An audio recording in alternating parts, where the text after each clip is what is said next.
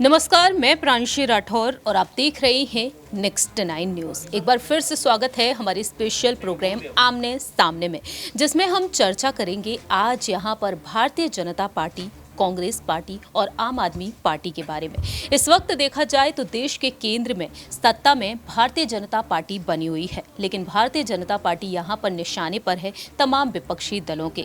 2024 में लोकसभा चुनाव होंगे और इन लोकसभा चुनाव में कैसे भी करके बीजेपी को केंद्र से सत्ता से हटाना है, हराना है, और इसके लिए यहाँ पर विपक्ष यही रणनीति बना रहा है कि कैसे भी करके महागठबंधन करना है। तो क्या महागठबंधन संभव होता हुआ नजर आएगा? इसी पर चर्चा करेंगे न्यूज रूम में बैठे हुए तमाम सहयोगियों से। लेकिन सबसे पहले आपको यहाँ पर एक रिपोर्ट के जरिए अहम जानकारी देना चाहेंगे कि आखिरकार आम आदमी पार्टी के राष्ट्रीय संयोजक और दिल्ली के मुख्यमंत्री अरविंद केजरीवाल की क्या कुछ अहम रणनीतियां बन सकती हैं, और साथ ही साथ आपको बताएंगे कि आपके प्रवक्ता ने यहाँ पर क्या कुछ कहा है। जरा देखिए ये रिपोर्ट। राष्ट्रीय संयोजक और दिल्ली के मुख्यमंत्री अरविंद केजरीवाल लगातार मोदी सरकार पर हमला बोलते हुए नजर आ रहे हैं। आपने मनीष सिसोदिया की गिरफ्तारी के मुद्दे पर उनके साथ नहीं खड़े होने के लिए कांग्रेस की जमकर आलोचना की। दरअसल आपको बता दें कि हाल ही में आपके राष्ट्रीय प्रवक्ता सौरभ भारद्वाज ने एक प्रेस कॉन्फ्रेंस बुलाई और इस प्रेस कॉन्फ्रेंस में उन्होंने आरोप लगाया कांग्रेस कभी भी विपक्ष के साथ नहीं खड़ी होती है, केवल देश को मूर्ख बनाने के लिए भाजपा के साथ वाकयुद्ध करती है। इतना ही नहीं, उन्होंने यहाँ पर एक और सवाल का जवाब दिया कि एजेंसियों के कथित दुरुपयोग के खिलाफ प्रधानमंत्री नरेंद्र मोदी को जो पत्र लिखा गया 9 विपक्षी दलों के द्वारा, यहाँ पर कांग्रेस के नेताओं का शामिल न होना इस बात का संकेत दे गया कि कांग्रेस और आप संयुक्त विपक्ष के तहत कभी भी एक साथ नहीं आ सकते। वहीं दूसरी ही तरफ यहाँ पर सौरभ भारद्वाज ने आरोप लगाया कि अगर आप इतिहास पर नजर डालें तो पाएंगे कि कांग्रेस कभी भी विपक्ष के साथ खड़ी नहीं रही। राष्ट्रीय मुद्दों पर आवाज उठाने की बात आती है तो कांग्रेस नदारद हो जाती है, वह गायब हो गई है। पूरी दुनिया जानती है कि मनीष सिसोदिया को गिरफ्तार कर लिया गया। कांग्रेस खुद को बड़ा भाई मानती है और कहती है कि अगर कोई विपक्षी गठबंधन बनता है तो वह उसका नेतृत्व करेगी, तो उसे विपक्षी दलों से संपर्क करना चाहिए। कांग्रेस, राहुल गांधी, प्रियंका गांधी और सोनिया गांधी कहां हैं? उनका आरोप यह रहा कि वे सभी लापता हो गए क्योंकि वे देश में और आप नेताओं के साथ जो हो रहा है उससे कहीं ज्यादा खुश हैं। इतना ही नहीं, गिरफ्तारी के मुद्दे पर उन्होंने यहाँ पर साफ तौर पर बात कही कि गिरफ्तारी के मुद्दे पर कांग्रेस चुप है क्योंकि कांग्रेस और भाजपा दोनों ही चाहते हैं कि सभी विपक्षी दलों का अस्तित्व समाप्त हो जाए, जिससे कि सिर्फ भाजपा और कांग्रेस ही राजनीति में रह जाए। फिलहाल देखा जाए तो यहाँ पर भारद्वाज ने साफ तौर पर कह दिया। आपको बता दें कि उन्होंने ये भी कहा कि करीब एक दशक से भाजपा कांग्रेस नेता राहुल गांधी को जेल भेजने की बात कर रही है। भाजपा कहती आ रही है कि वे रॉबर्ट वाड्रा को भी जेल भेजेंगे, लेकिन अब तक कुछ नहीं हुआ। इस तरह से देखा जाए यहाँ पर तमाम बड़े बड़े दावे किए गए, और दूसरी ही तरफ देखा जाए तो यहाँ पर और भी तमाम बातें सामने आ रही, जिन्हें देखते हुए कहीं ना कहीं यहाँ पर आम आदमी पार्टी लगातार बीजेपी पर निशाना साधती हुई देखी जा रही है। जैसा कि आपने देखा जाना इस रिपोर्ट के जरिए कि आम आदमी पार्टी यहाँ पर साफ तौर पर कांग्रेस पर निशाना साधती हुई नजर आई है, लेकिन रणनीति यहाँ पर कुछ इस तरीके से बनती हुई नजर आ रही है कि एनडीए की तरफ से पीएम पद की दावेदारी के लिए प्रधानमंत्री नरेंद्र मोदी जी का नाम एक बार फिर से आगे किया गया है, और दूसरी ही तरफ पीएम पद की दावेदारी के लिए राहुल गांधी ने खुद को आगे कर लिया है। भारत जोड़ो यात्रा के जरिए जो उनका संघर्ष देखने को मिला, उस संघर्ष के जरिए वह खुद को आगे करते हुए नजर आए हैं। ऐसे में यहाँ पर मूड ऑफ द नेशन की रिपोर्ट पर रुख किया जाए तो राहुल गांधी को 14% लोगों ने समर्थन दिया, लेकिन 20% यहाँ पर पश्चिम बंगाल के मुख्यमंत्री ममता बनर्जी के समर्थन में रहे, और वहीं दूसरी ही तरफ 24% लोगों ने मुख्यमंत्री अरविंद केजरीवाल को समर्थन दिया। लेकिन अरविंद केजरीवाल की रणनीति यहाँ पर कुछ अलग बनती हुई नजर आ रही है। अलग अलग राज्यों का वह दौरा कर रहे हैं और महाराष्ट्र में वह उद्धव ठाकरे से मुलाकात भी की है, लेकिन उद्धव ठाकरे का समर्थन यहाँ पर राहुल गांधी के लिए देखने को मिल रहा है। शरद पवार भी राहुल गांधी के समर्थन में है, नीतीश कुमार भी, और साथ ही साथ यहाँ पर ममता बनर्जी अभी भी सस्पेंस बनाए हुए हैं। तो क्या वाकई में यहाँ पर अरविंद केजरीवाल यहाँ पर शिवसेना की तरफ रुख करना चाहेंगे, या फिर यहाँ पर आम आदमी पार्टी और कांग्रेस का कोई यहाँ पर गठबंधन देखने को मिल सकता है? तो सबसे पहले राय लेना चाहेंगे यहाँ पर हमारे सहयोगी आसिफ से कि आखिरकार उनका क्या कुछ कहना है। सबसे बड़ा और अहम सवाल आसिफ यही बनता है, क्या वाकई में आपको लगता है कि महागठबंधन आपको होता हुआ नजर आ सकता है आने वाले वक्त में?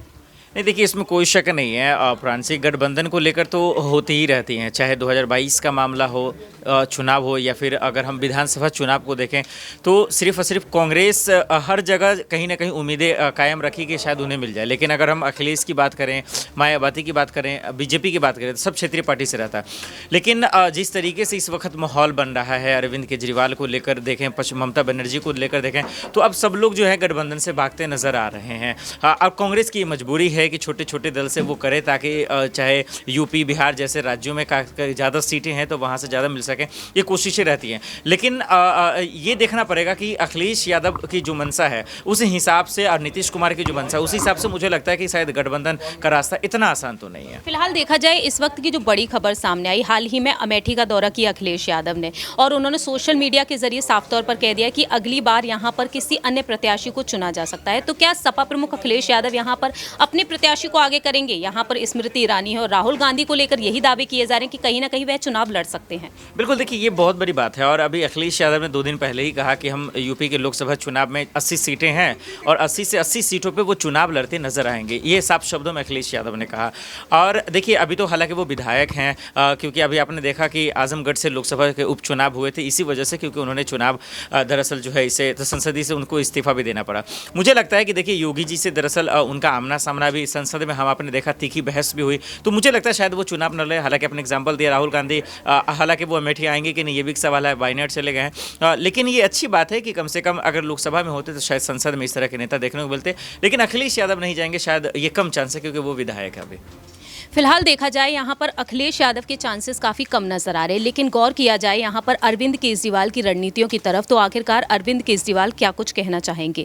फिलहाल यहाँ पर राय लेना चाहेंगे कपिल से कि आखिरकार उनका क्या कुछ कहना है, क्योंकि अरविंद केजरीवाल हाल ही में कर्नाटक दौरे पर नजर आए। कर्नाटक में उन्होंने मोदी सरकार पर निशाना साध दिया, और दूसरी ही तरफ देखा जाए तो यहाँ पर राहुल गांधी को समर्थन मिलता हुआ नजर आ रहा है तमाम विपक्षी दलों का। तो आप यहाँ पर आम आदमी पार्टी और कांग्रेस को लेकर क्या कुछ कहना चाहेंगे, क्योंकि आपके प्रवक्ता का यही कहना है कि कांग्रेस पार्टी यहां पर दूर हटती हुई नजर आती है, और जो मनीष सिसोदिया की जो गिरफ्तारी हुई उसमें वह पीछे हटते हुए नजर आए हैं, और कांग्रेस भी सीबीआई और ईडी के चंगुल से बचती बचाती नजर नहीं आई है। बिल्कुल, दोनों की अगर बात करी जाए, खासतौर पर अरविंद केजरीवाल की बात करी जाए, वो महाराष्ट्र जाते हैं, उद्धव ठाकरे से बातचीत करते हैं, लेकिन महागठबंधन को लेकर जिस तरीके से लगातार चर्चाएं हो रही हैं, अरविंद केजरीवाल का जाना लाजमी है, क्योंकि वो अपनी पार्टी को नेशनल पार्टी के तौर पर जिस तरीके से उभरती हुई नजर आ रही है उसको और ज़्यादा वो बड़ा करना चाहते हैं, और जल्द से जल्द चाहते हैं कि तमाम राज्यों में उनकी प्रेजेंस मौजूद रहे। राहुल गांधी की अगर बात करी जाए, कांग्रेस की अगर बात करी जाए, तो जिस तरीके से हमने देखा कि उद्धव ठाकरे की जब जो पार्टी है वो उनसे चिंती है, तब जो है वो कांग्रेस ज़्यादा कुछ बयानबाजी करती हुई नजर नहीं आ रही। तो सारे जो दल हैं वो अलग अलग नजर आ रहे हैं। अखिलेश यादव ने कहा कि हम 80 की 80 सीटों पर अकेले जो है वो चुनाव लड़ते हुए नजर आएंगे। तो फिलहाल जिस तरीके से हम चीज़ों को देख रहे हैं, महागठबंधन होता हुआ बिल्कुल भी नजर नहीं आ रहा। गठबंधन जरूर हो सकता है 2 या 3 दलों के बीच, उससे मुझे लगता है कि बीजेपी को कोई फायदा हो, मतलब उससे कोई फर्क नहीं पड़ेगा। फिलहाल देखा जाए यहाँ पर कपिल ने साफ तौर पर कहा है कि महागठबंधन आखिरकार होता हुआ नजर नहीं आ सकता है। तो आखिरी सवाल यहाँ पर दीपक से रहेगा कि उनका क्या कुछ कहना रहेगा, क्योंकि मल्लिकार्जुन खड़गे समान विचारधारा वाले दलों के साथ बैठ के कर रहे हैं। उनकी कोशिश ये है कि कैसे भी करके यहाँ पर एकजुटता का संदेश देना है, मोदी सरकार को हटाना है, और यहाँ पर देखा जाए सेम यही विचारधारा हमें देखने को मिल रही है अरविंद केजरीवाल की। तो क्या आपको लगता है कि अरविंद केजरीवाल की तरफ से एक बड़ी पहल देखने को मिल सकती है आने वाले समय? देखिए, अगर कांग्रेस और आम आदमी पार्टी की अगर बात करें, तो अगर दिल्ली की सत्ता की बात करें तो दिल्ली में पहले कांग्रेस थी 15 साल तक, वहाँ पर फिर आम आदमी पार्टी आई। पंजाब में कांग्रेस थी, फिर वहाँ आम आदमी पार्टी आई। तो कांग्रेस कहीं ना कहीं आम आदमी पार्टी से चिड़ी हुई नजर आ रही है। भाई हाल ही में आम आदमी पार्टी के नेता सौरभ भारद्वाज ने साफ कहा कि कांग्रेस पार्टी तो चाहती ही नहीं कि केजरीवाल उनके समर्थन में आए, क्योंकि कांग्रेस पार्टी कभी विपक्ष में केजरीवाल को गिनती नहीं, क्योंकि अगर केजरीवाल आ जाएंगे तो केजरीवाल सबकी बोलती बंद कर देंगे, विपक्ष का चेहरा बन जाएंगे। और कांग्रेस चाहती है राहुल गांधी या प्रियंका गांधी या कांग्रेस से ही कोई विपक्ष का चेहरा रहे, और या तो फिर उनके गठबंधन से कोई चेहरा रहे, जैसे नीतीश की बात कर ले बिहार से, तो ये वो चाहत रखते हैं। लेकिन यहाँ पर केजरीवाल की अगर बात करें तो केजरीवाल ने अपनी सरकार बनाई जहाँ जहाँ कांग्रेस पार्टी की सरकार थी, तो कांग्रेस पार्टी इस बात से बहुत चिड़ी हुई है। और राहुल गांधी भी आए दिन अगर पीएम मोदी पर उनका पहला निशाना रहता है, दूसरे निशाने पर केजरीवाल रहते हैं।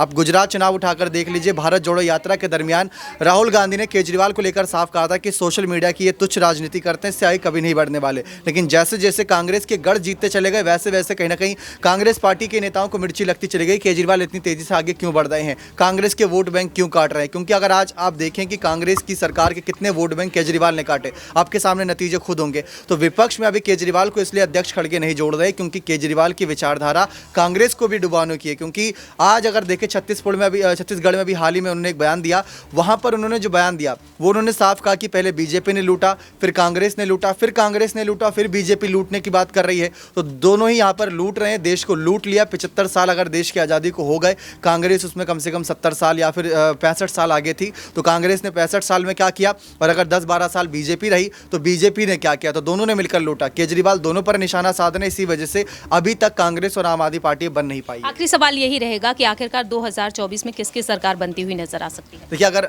सर्वे के अकॉर्डिंग देखें या फिर विपक्षी एकता देखें तो विपक्षी एकता भी इतनी नज़र नहीं आ रही। सर्वे अभी बीजेपी का समर्थन कर रहे हैं क्योंकि राहुल गांधी अगर 10 भाषण देते हैं तो पीएम मोदी के 1-2 भाषण उन पर हावी होते नजर आते। जैसा कि अभी हाल ही में 3 राज्य जीतने के बाद पीएम मोदी ने जिस तरीके से नारा दिया, वो बात अलग है कि मीडिया किस तरीके से दिखाती है वो साफ नजर आता है। लेकिन एक बात तो साफ है कि अगर विपक्षी गठबंधन हो जाता है, विपक्षी दल, हर एक दल, चाहे छोटा दल हो, चाहे केजरीवाल के पास 1 लोकसभा सीट हो या फिर किसी के पास 10 या 100 सीट हो, सब अगर एक हो गए तो शायद चांसेस बन सकते हैं। वरना यहाँ पर मोदी को रोक पाना, मोदी लहर को रोक पाना बहुत मुश्किल रहने वाला है। और ये नतीजे जनता भी जानती क्या रहेगा लोकसभा के।